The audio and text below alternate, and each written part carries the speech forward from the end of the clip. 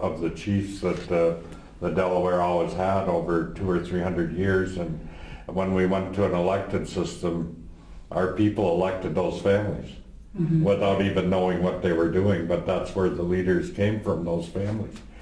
And with the women, they take several leadership roles in the community, and it's a natural thing because the men are stepping back and letting them take those roles, those responsibilities. And they're strong. You've met them, Sherry, Kimberly.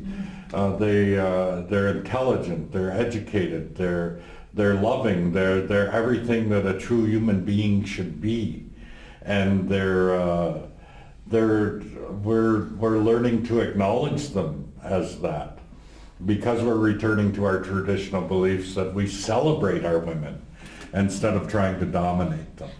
And we try to encourage her, and maybe because I have 2 granddaughters, I think it's really, really important that they recognize their roles. But there's a teaching process because we've lost that. So it's about teaching our young men, this is how you treat women. And in the past, that was the uncle's job, not the dad. The dad was busy doing things, and for the young women, it was the auntie's job to teach her nieces the things that a woman should know. And so we're returning to that in little ways, and it's all connected. You can't just one day sit down and pass a law and say now women are, well, I'll have to if they tell me I have to. But it's a growth, and it's such a healing process for our community. Yeah. You know, it's such a great thing that our women are valued so high. It makes us stronger because we make our women stronger, and it's just so we don't want to dominate our women. And our culture, one of the things that they were most impressed by when they came to our shores, that our men didn't sexually assault women. It was a written fact. Indian men did not sexually assault women. They did not perpetrate violence against women. That was taught to them.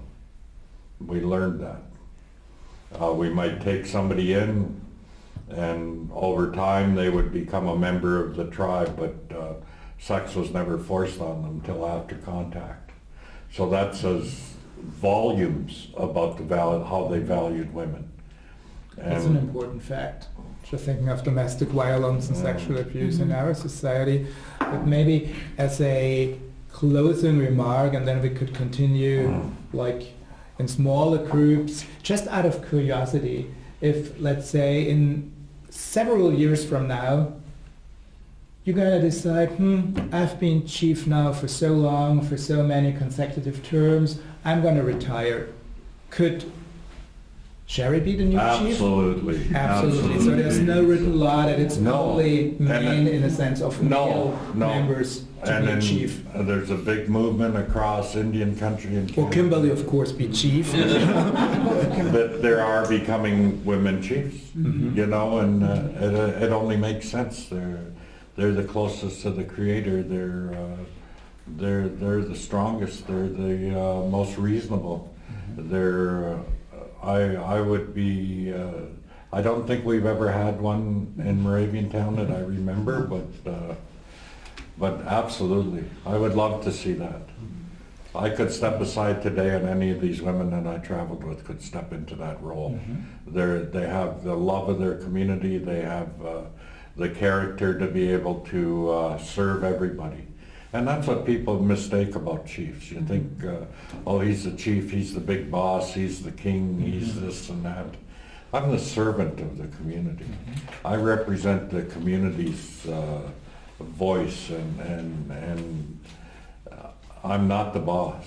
I'm as far away from being a boss as you can possibly get, with all the responsibilities of a boss. Thank you very much, Chief Peters, for this excellent closing remark.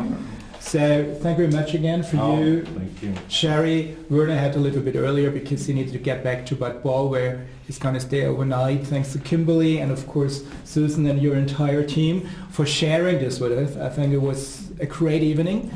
And so thank you to all of you coming, attending, having interest, sharing your interest in the story of the Delaware, of the Lenape, of the, well, indigenous people of Northern America on their way of rediscovering their own past, which is so closely linked to our own European history, which then brings us together as people.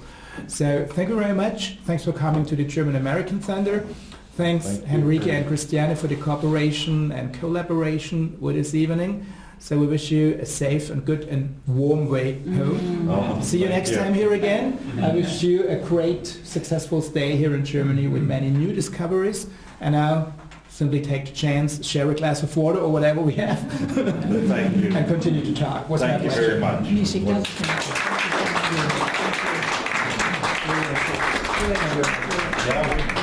We'd like to take this guy everywhere we went. Yes, it's wonderful. Such